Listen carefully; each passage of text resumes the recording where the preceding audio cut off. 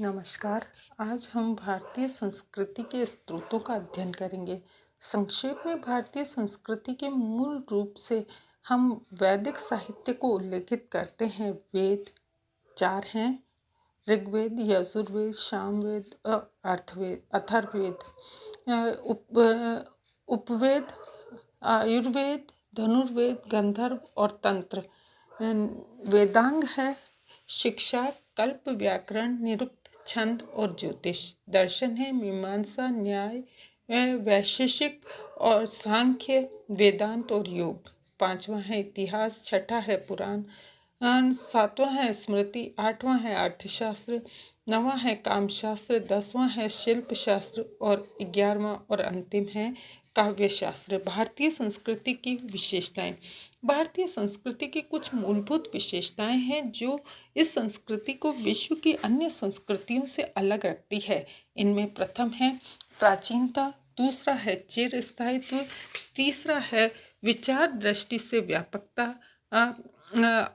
चौथा है धर्म की प्रधानता, पांचवा है भारतीय संस्कृति में सत्य का अत्यधिक महत्व है, छठा है भारतीय संस्कृति में आध्यात्मिकरण, सातवां है भारतीय संस्कृति की प्रमुख विशेषताओं में सहिष्णुता, आठवां है आत्मसात करने की क्षमता और नवां है भारतीय संस्कृति की आधारशिला उसकी वर्ण व्यवस्था है 10वां है जीवन में नैतिकता का महत्व है 11वां है विचारों की स्वतंत्रता एवं नारी का उच्च स्थान, 12वां है भारतीय संस्कृति में आत्मवाद का सिद्धांत, 13वां है भारतीय संस्कृति में दर्शन, 14वां है भारतीय संस्कृति में लोकहित और परोपकार की भावना और 15वां और अंतिम जो विशेषता है वो है भारतीय संस्कृति में बौद्धिक प्रजातंत्र के दर्शन हमारे सामने हमें होते हैं।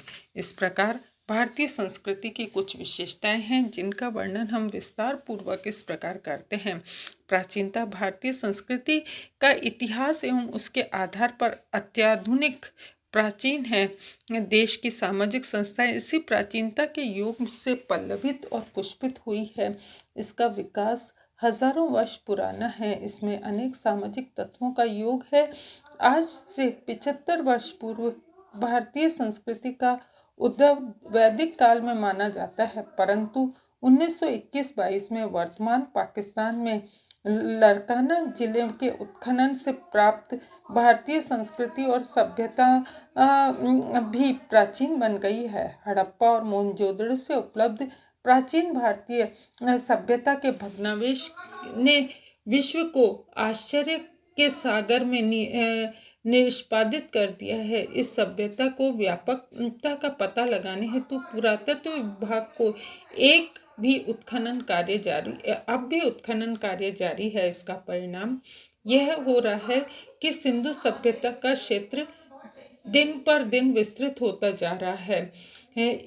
उसको आज से 5000 वर्ष पुराने तो पाश्चात्य देशों में पुरातत्ववेत्ताओं ने भी स्वीकार कर लिया। इसके उपरांत उत्तरी भारत में ही वैदिक संस्कृति का विकास हुआ। अनेकानेक भारतीय सामाजिक संस्थाओं का विकास वैदिक युग में हो गया है।